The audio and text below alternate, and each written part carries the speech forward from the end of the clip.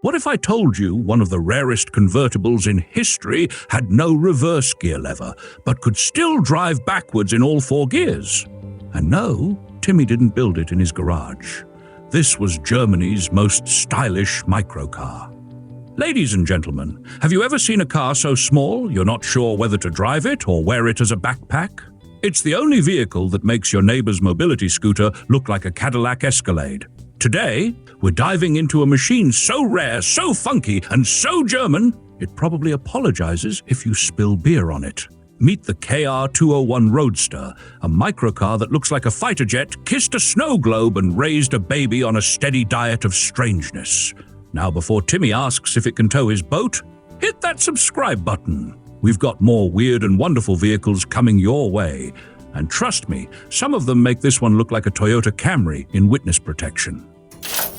All right, let's talk about the KR201. Messerschmitt's open-top attempt at making a sporty ride for people who didn't like roofs, friends, and like going 90 kilometers per hour. That's 56 miles per hour. This oddball first showed up in 1956, before the company FMR even existed.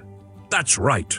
The KR201 was announced at the International Motor Show Germany in Frankfurt like someone bringing a wedding cake to a bachelor party. Too early?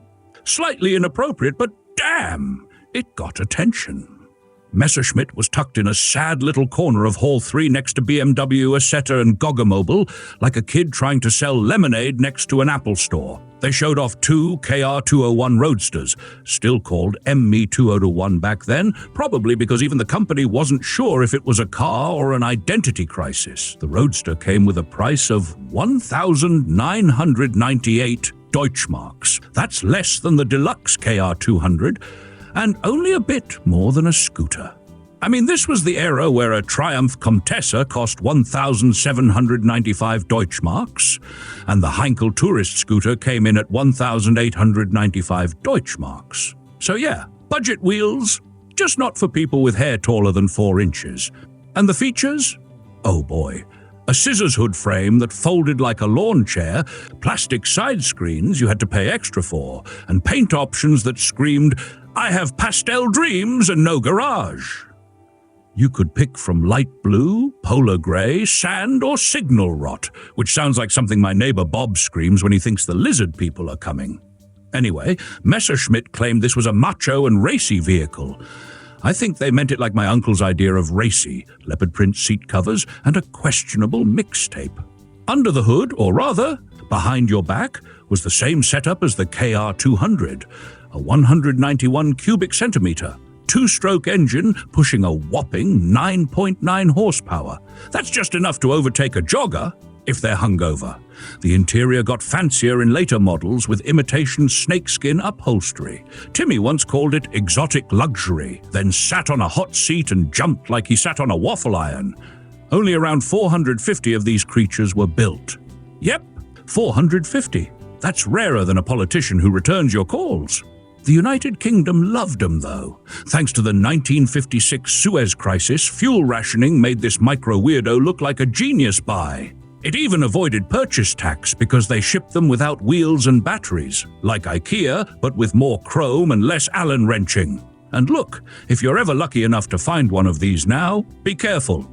Replicas are everywhere.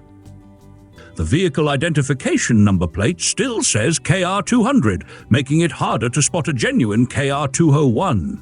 In warm weather, the KR201 is a joy.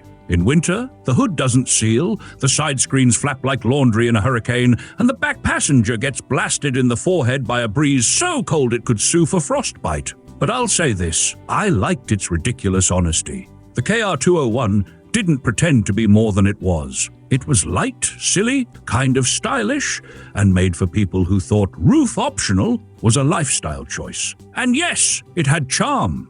Real signal rot-colored charm. Now for the price.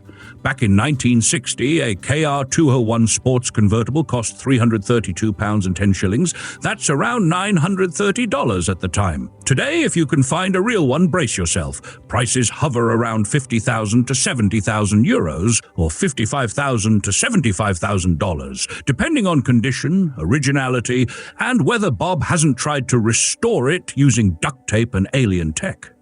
And finally, dear viewer, if you want to help us keep roasting weird cars and telling stories, Timmy's therapist warned him not to share, consider becoming a sponsor of the channel. That's less than Timmy spends on fake mustaches to avoid paying parking tickets. The sponsorship link is in the description below. And no, we're not buying Bob a tank. Again, drive safe, or at least drive weird.